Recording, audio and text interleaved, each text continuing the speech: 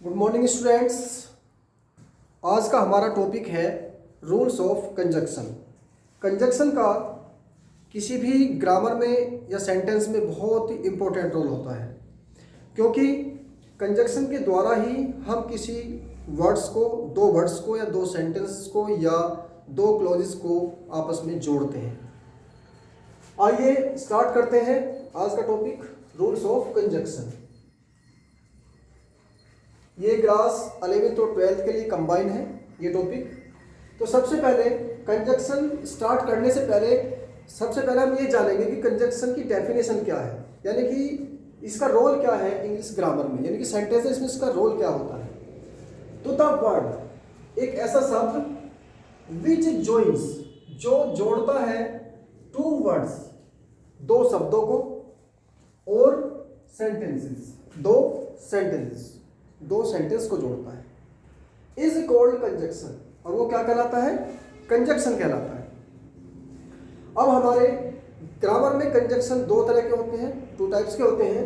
Number 1 coordinating conjunction, और number 2 आता है सबऑर्डिनेट कंजक्शन। अब दोनों के कंजक्शन जो वर्ड्स हैं वो वर्ड अलग अलग होते हैं। जैसे हमारे कोऑर्डिनेटिंग कंजक्शन होते हैं and, as well as, so, but, yet, still, both and, not only but also, otherwise, or, neither nor, either or. ठीक है। सबऑर्डिनेटिंग कंजक्शन में हमारे आते हैं that, because, if, when, still, until, lest, unless, although, though, as if, before, after और while। और जितने भी हमारे क्वेश्चन वर्ड होते हैं वो सारे हमारे सबऑर्डिनेटिंग कंजक्शन में आते हैं। तो आपने ये समझा डेफिनेशन, और हमारे कंजक्शन कितने प्रकार के होते हैं? 2 प्रकार के। और मैंने आपके सामने लिख भी दिए हैं, कोऑर्डिनेटिंग कंजक्शन अलग लिख दिए हैं, सबऑर्डिनेटिंग कंजक्शन अलग लिख दिए हैं। अब हम ये जानेंगे कि किस कंजक्शन के साथ सेंटेंस में इनका यूज कैसे कैसे होता है। ओके, चलिए आगे चलते हैं। तो स्टूडेंट्स स्टार्ट करते हैं कि कौन सा कंजक्शन के साथ क्या यूज होता है और सेंटेंस में इनकी पोजीशन क्या होती है, ये किस प्रकार से सेंटेंस में यूज किए जाते हैं। तो ये स्टार्ट करते हैं। सबसे पहले हमने लिया है वर्ड दो, ऑल्दो और दो। यदि एक इनसे कोई सेंटेंस शुरू होता है ऑल्दो से या दो से, तो यदि सेंटेंस ऑल्दो से शुरू होता है तो हम कंजक्शन के रूप में लाते हैं इसके साथ यट, और यदि सेंटेंस दो से शुरू होता है तो इसके साथ लाते हैं हम कंजक्शन में कोमा। आइए एग्जांपल से देखते हैं। Although he is poor, sentence start हुआ हमारा ऑल्दो से, तो हम कंजक्शन के रूप में क्या लाते हैं? यट। लेकिन यदि सेंटेंस स्टार्ट होता है हमारा दो से, तो कंजक्शन के रूप में क्या लाते हैं हम? कोमा। राइट, समझ में आया? दोनों वर्ड ऑल्दो के साथ यट का यूज करते हैं और दो के साथ हम कोमा का यूज करते हैं। नेक्स्ट हमने लिया है यदि कोई क्लोज का मतलब एक सेंटेंस, क्लोज का मतलब पूरा सेंटेंस होता है। इफ, व्हेन और एज सून एज से शुरू होता है, तो इनके बाद जब हम दूसरी क्लोज को जोड़ेंगे, सेंटेंस को जोड़ेंगे, तो हम किसका यूज करेंगे? कोमा का यूज करेंगे। आइए एग्जांपल से देखते हैं। If Manu works hard, start हुआ हमारा सेंटेंस इफ से, तो हमने क्या लगाया? कोमा। एक एग्जांपल और लेते हैं इसका।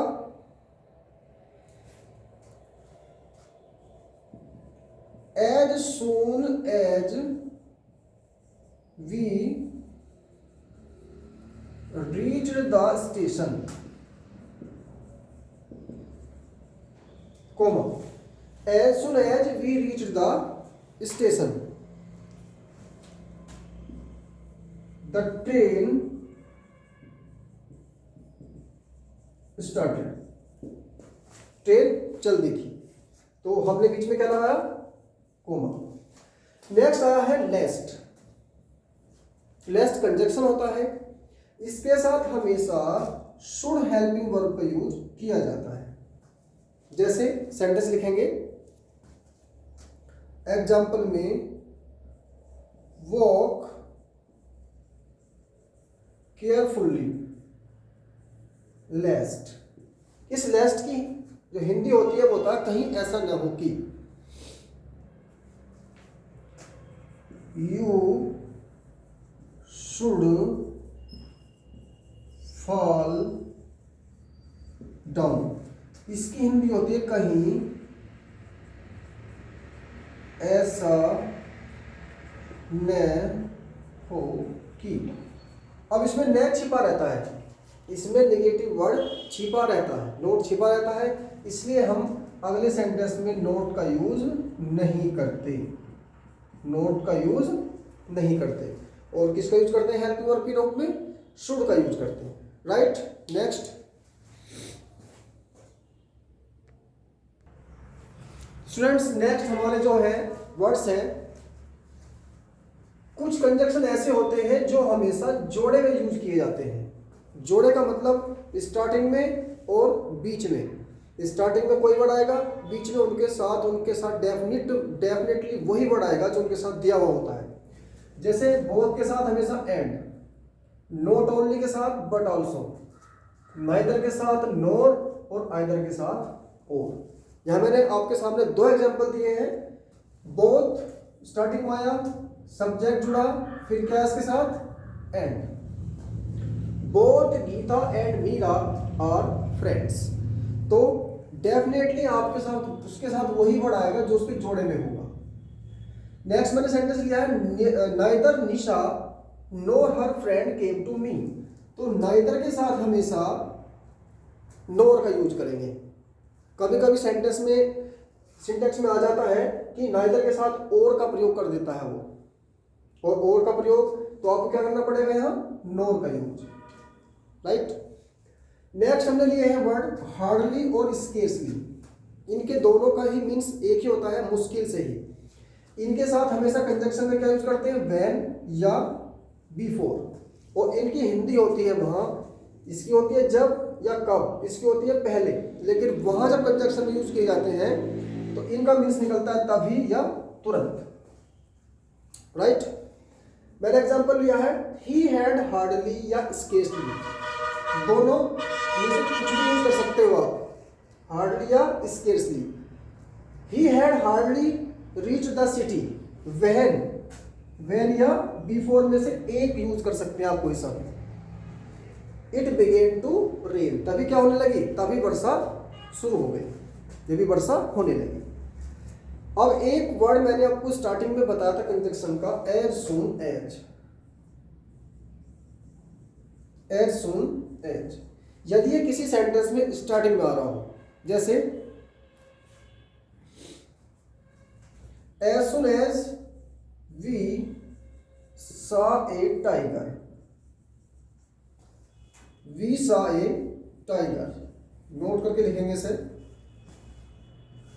As soon as we saw a tiger we ran away, we ran away. तो इसका नेगेटिव बनाने के लिए, जब हम इसका नेगेटिव बनाएंगे तब इसकी जगह हम यूज करेंगे नो सूनर, नो सूनर। इसकी हेल्पिंग वर्ब सेंटेंस हमारा किसमें? पास्ट इंडेफिनिट में, तो इसके हेल्पिंग स्टार्टिंग में आ जाएगी डिड, बी। और जब पास्ट इंडेफिनिट का सेंटेंस नेगेटिव बनाते हैं तो उसमें लाते हैं first form, see a tiger. अब यहां बात आती है कि मैंने सेंटेंस ही क्यों बताया, क्योंकि जब एज सून एज का यूज करते हैं तो कंजक्शन में लाते हैं कोमा, लेकिन जैसे ही हम इसको नेगेटिव बनाते हैं और सेंटेंस में नो सूनर का यूज करते हैं तो कंजक्शन में लाते हैं हम देन, वी रेन अवे। तो इसका नेगेटिव बनाने के लिए नो सूनर के साथ हमने क्या यूज कर दिया? कंजक्शन का देन का यूज किया। राइट,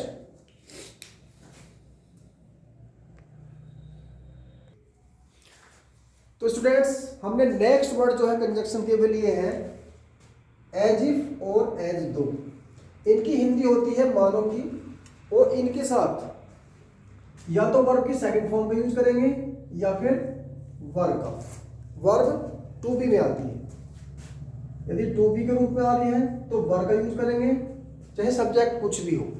राइट, ये सेंटेंस लिखता हूं मैं, रितु लुक्स, एग्जाम्पल लेते हैं,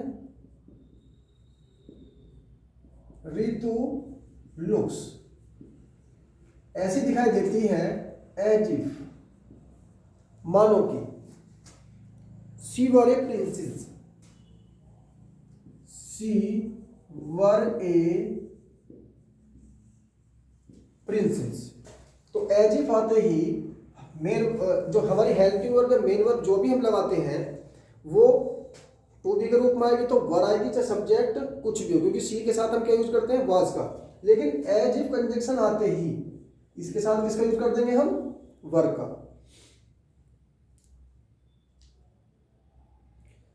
it looks as if, it looks as though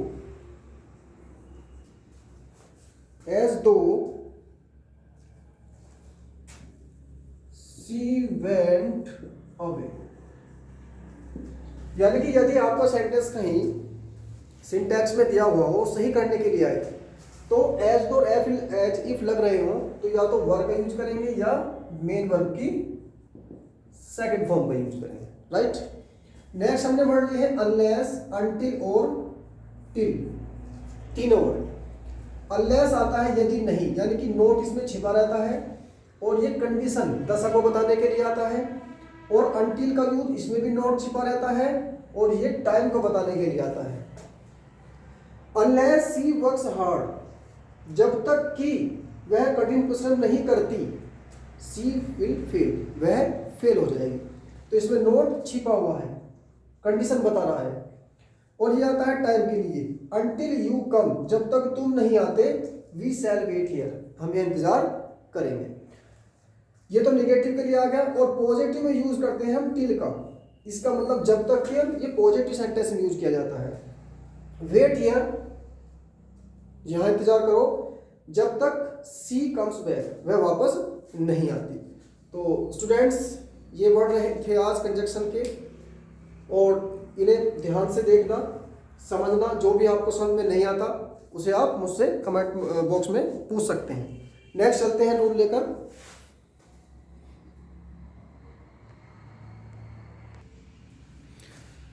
students ये दो रूल मैंने और लिखे हैं इसमें, ये बहुत ही इंपॉर्टेंट है, इन्हें थोड़ा ध्यान से समझना, क्योंकि दोनों में ही सिंस का यूज हुआ है, दोनों में ही सिंस कंजक्शन का यूज हुआ है। सिंस कंजक्शन का यूज होते ही बाद का सेंटेंस दोनों पास्ट इंडेफिनिट है, पास्ट इंडेफिनिट।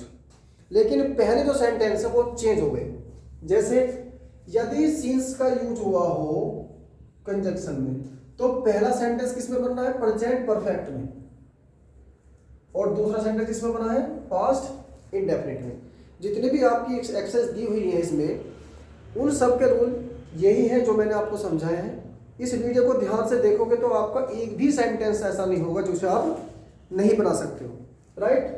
तो देखिए, यदि सीन्स का यूज हुआ हो बीच में और दोनों तरफ सेंटेंस दिए गए हो, तो आप पहला सेंटेंस प्रेजेंट परफेक्ट में बनाओगे और बाद का सेंटेंस पास्ट इंडेफिनिट में। यदि कोई इसमें मिस्टेक दी हुई है सेंटेंस में, तो 5 months have passed since we met, तो ये किसमें बना हमारा सेंटेंस, प्रेजेंट परफेक्ट में, सिंस कंजक्शन हुआ, और दूसरा बना हमारा पास्ट इंडेफिनिट में। इसका रूल थोड़ा सा अलग है, बाद का सेंटेंस तो पास्ट इंडेफिनिट टेंस में ही बनेगा, लेकिन पहले क्या है, इट इज, पहले क्या दिया, इट इज, फिर पीरियड ऑफ टाइम। एक तो हमारा होता है पॉइंट ऑफ टाइम, एक होता है पीरियड ऑफ टाइम। यानी पीरियड ऑफ टाइम में कोई ऐसी अवधि, ड्यूरेशन, जिसे हम डेफिनिट और इनडेफिनिट टाइम के रूप में जानते हैं। तो indefinite time, period of time, जैसे एग्जांपल लिया हमने, it is a month, it is a month, बीच में क्या लगा इसने, सिंस, इसे ध्यान रखना बस, इट इज को, सिंस माई कॉलेज स्टार्टेड, ये किसमें बना है आपका, पास्ट इंडेफिनिट में। तो स्टूडेंट्स ये आज हमारी कंजक्शन के जो रूल थे वो मैंने पूरी कोशिश की है कि जितने भी कंजक्शन हमारे 12th क्लास तक में आते हैं वो सारे इसमें यूज हुए हैं। और आप इस वीडियो को ध्यान से देखना, और जितनी भी आपकी एक्सरसाइज है, एक्सरसाइज नंबर 10, एक्सरसाइज नंबर 10। ये इन्हीं रूल पर डिपेंड है और आप इसे पूरी बना सकते हो। तो इसे वीडियो को देखकर आप एक्सरसाइज बनाकर मुझे भेजेंगे। उसके बाद कल मैं इसके आपको जो इसे सॉल्व करके भी आपको मैं भेज दूंगा। Okay, thank you.